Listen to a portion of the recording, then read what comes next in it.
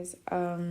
Honestly, I haven't been making YouTube audios that consistently because things have just been kind of getting back in routine in my life.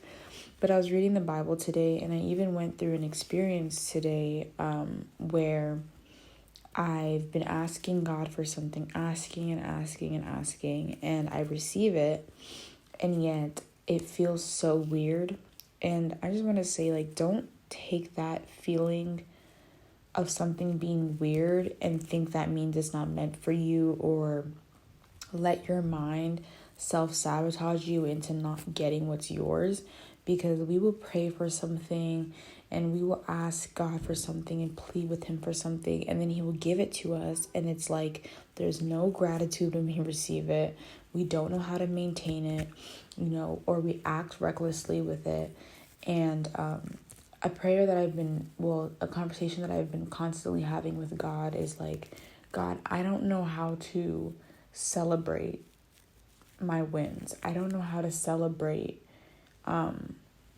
your yeses, I feel like I've been so used to God saying, no, that's not the thing, or no, maybe we shouldn't go that way, or yes, but just not at this moment. I'm just so used to delay that God has been answering a lot of prayers for me, and it's been so hard for me to accept them, or to fully live out in them, or to celebrate them, because I guess somewhere in my mind I'm still convinced that though he said yes, it's going to be taken away from me, or he's going to make me wait for something, or whatever the case may be. And that's just not a good way to even look at God or think about God, because we don't look at our parents that way. If a parent buys their 16-year-old a car for their 16th birthday, the 16-year-old isn't thinking constantly, my parents are going to take the car away from me, it's no longer mine, I can't decorate it, or I can't be in it, or I can't use it as much because who knows, this thing might not be mine. No, once their parent gives them something, they trust their parent enough to be like, you gave this to me, and though you have the power to take it away, I believe you gave it to me because you believe that I deserve it.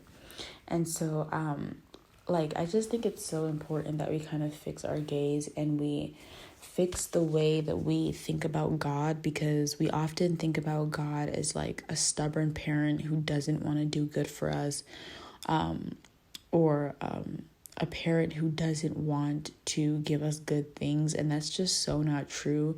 God wants to give us every good thing there is on this earth, but he's wise and just enough to know that we won't be able to maintain it, or that we won't give him glory, or we'll forget about him, or whatever. And so I feel like specifically in my life, God is giving me things it's rushing in, it's coming in, but he's not giving me 3 big answered prayers, in 1 week, because it's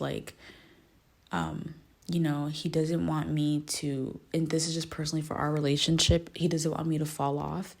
And I always feel like once God's ready to give me something, the devil does things to kind of throw me off. And I've been doing really good with canceling out self-righteousness and self-sabotage in my life.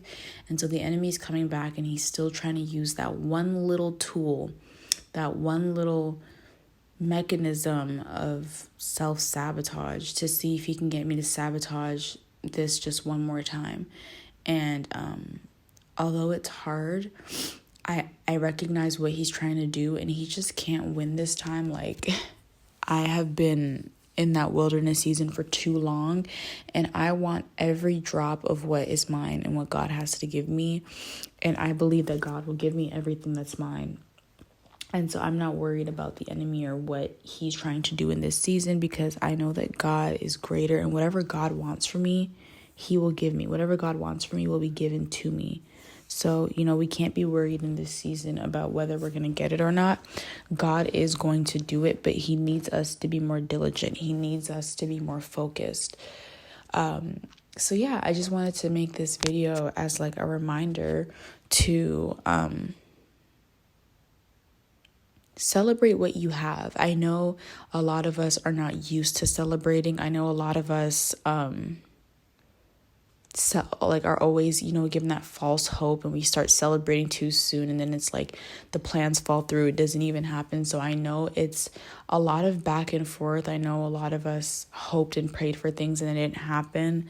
And so because God doesn't do one thing for us, we just stop believing in him as a whole. And I have been actually like hearing that everywhere, and I've been dwelling on that more, of how like we use God as a genie, and then when God doesn't show up when and how we want him to, our quote unquote unconditional love for him becomes conditional.